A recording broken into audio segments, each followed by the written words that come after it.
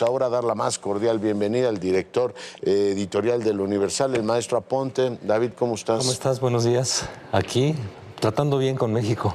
No sé lo que quiera decir eso, pero con ellos me llevo bien. Hizo un guiño este hombre que vamos a estar viviendo la era dorada de la autocracia en Estados Unidos, acompañada de la élite digital, que ahora es lo más relevante, más que el petróleo, los recursos naturales, en fin. Ahí estuvo la élite del algoritmo acompañando a Donald Trump. Pues está Jeff Bezos, está Zuckerberg y está este otro hombre, Musk, que son los que dominan el algoritmo, las redes sociales, pueden difundir lo que sea. Vamos a vivir una era de la posverdad también. Y creo que en todo esto pues dominó la agenda Donald Trump en su toma de posesión y sus primeras órdenes ejecutivas, pero también el impacto que ha tenido hacia la agenda mediática en México y hacia la agenda, digamos, política de Palacio Nacional importante. Dos elementos pondría ahí, Leonardo, que me parece que han faltado en la relación, la negociación, el diálogo con Donald Trump, a pesar de que ya la presidenta anunció que el canciller de la Fuente habló con el jefe del Departamento de Estado, Marco Rubio. Faltó, y lo hacen ver diplomáticos como Marta Bárcena, que estuvo de embajadora en Estados Unidos del 18 al 21. Este cabildeo, hace falta un cabildeo de México.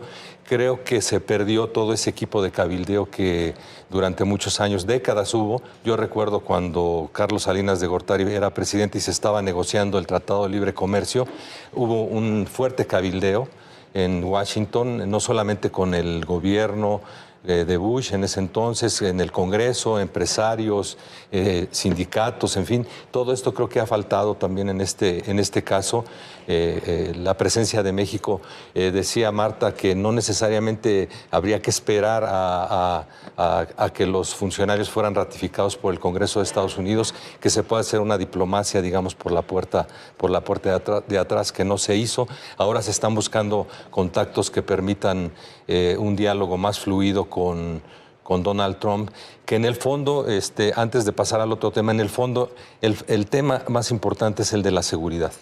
Sin la seguridad es lo que está condicionando los otros dos, el freno de la migración, las deportaciones y la posibilidad de la aplicación de los aranceles. El otro tema es que la estructura de protección a los migrantes no se ha terminado.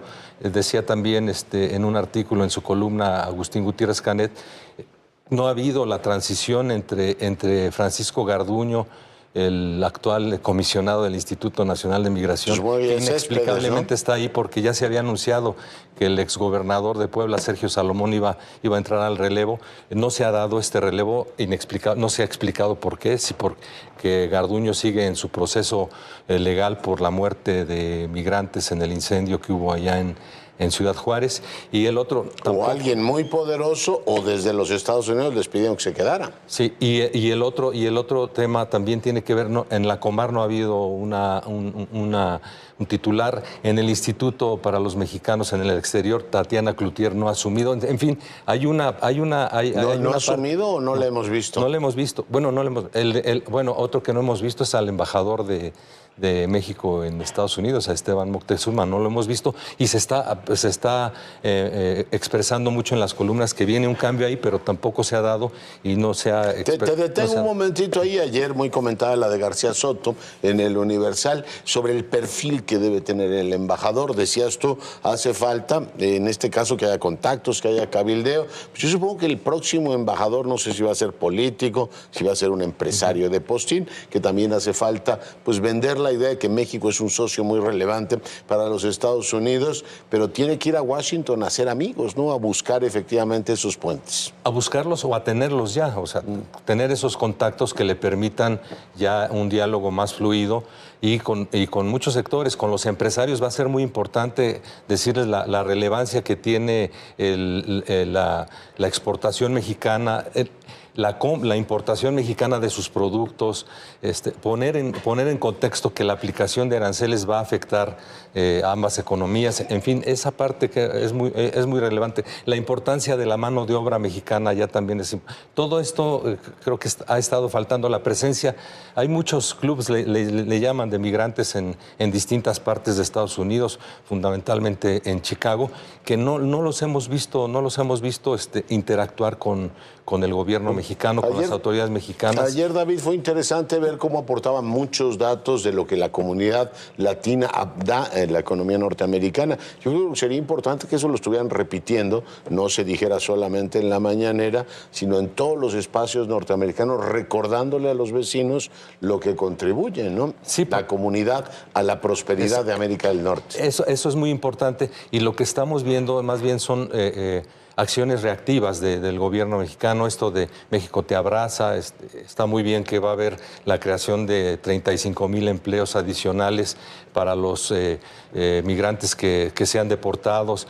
En fin, eso está muy bien, el Plan México también, pero estamos viendo como acciones reactivas cuando ya sabíamos y teníamos mucha información y teníamos mucho contexto de que Donald Trump iba a hacer lo que había prometido en la campaña electoral, porque tiene que cumplirle a su grada, al graderío en Estados Unidos. Y porque él es así, es un líder autócrata que además negocia apuntándote con la pistola en la cabeza. Entonces eso ya quedaba bien claro. No hay manera de negar que no sabíamos que vendría, ¿no? Que no sabíamos. Entonces creo que sí faltó un poco de audacia en el juego, y esta parte del cabildeo, que no sé si la piensan retomar y que cuesta dinero. Sí cuesta dinero, pero da resultados. Bueno. Eso ya lo vimos en el pasado, lo vimos hace 3 décadas con el Tratado de Libre Comercio. Podrán criticar lo que quieran a Carlos Salinas de Gortari, a Córdoba, Montoya, en fin, pero hicieron la chamba en ese entonces. Entonces, estamos ahí, y ahora se está mencionando, Leonardo, la posibilidad, porque el tema, insisto, recae en seguridad. El crimen organizado no se combate en un solo país, sino hay un acompañamiento, un acuerdo de combate trilateral, que creo que debería haberlo entre Canadá, Estados Unidos y México, para combatir a las organizaciones criminales, sobre todo a las mexicanas que ya actúan de manera regional e internacional, global. Pues no, esto no va a funcionar. A lo mejor a eso se refiere Donald Trump cuando dice que estamos tratando bien. O es porque México ya aceptó el quédate en México cuando empiecen las deportaciones, o es que van a avanzar en el tema de un acuerdo de seguridad, que de esos dos temas hablaron Marco Rubio y de la Fuente. Y como tú dices, ese es el tema. En general eso fue lo que se dijo, no hubo detalle, pero que hablaron de esos dos temas. Y ese es el tema que hace vibrar el resto de la relación. Oye, ¿qué más tenemos? Pues esto me conecta con lo que ocurrió ayer en Sinaloa.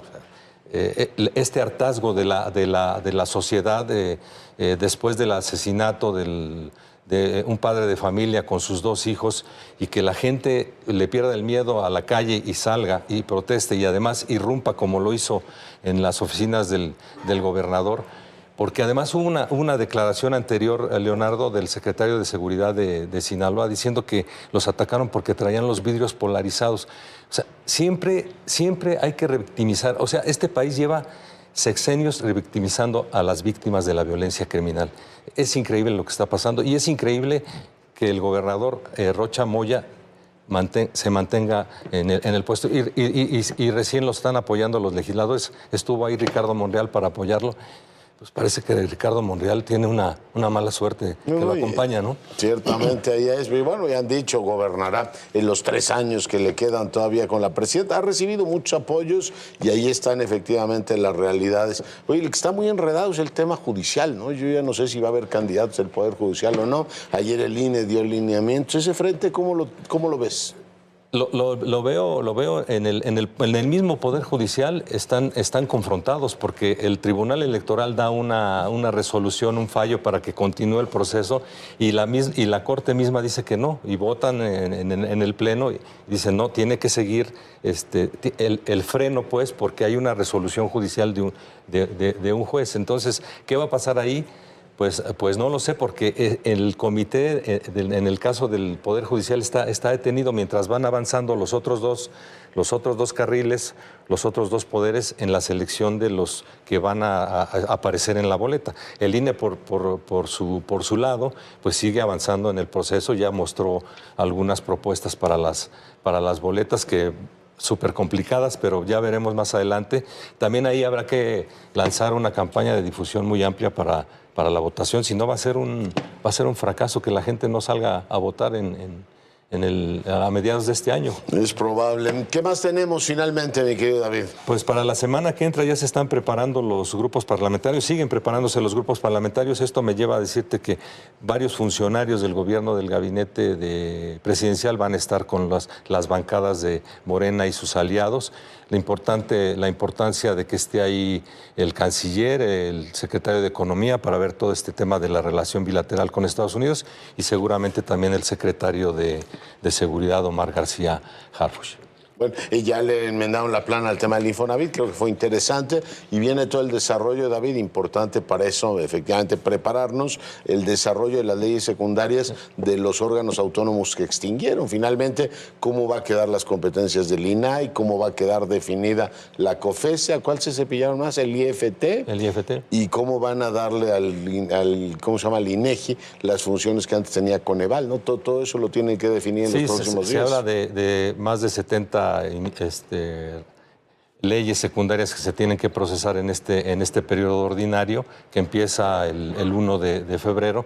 Pues es muy poco tiempo porque termina el último de abril, pero ya veremos cómo funciona. Pero eso me da pauta para decir que también la semana que entra, Leonardo, se presenta la iniciativa para la prohibición del maíz transgénico, que es otro tema que ha metido ruido en la relación con Estados Unidos, sobre todo en el contexto del acuerdo prohibición constitucional, ¿va?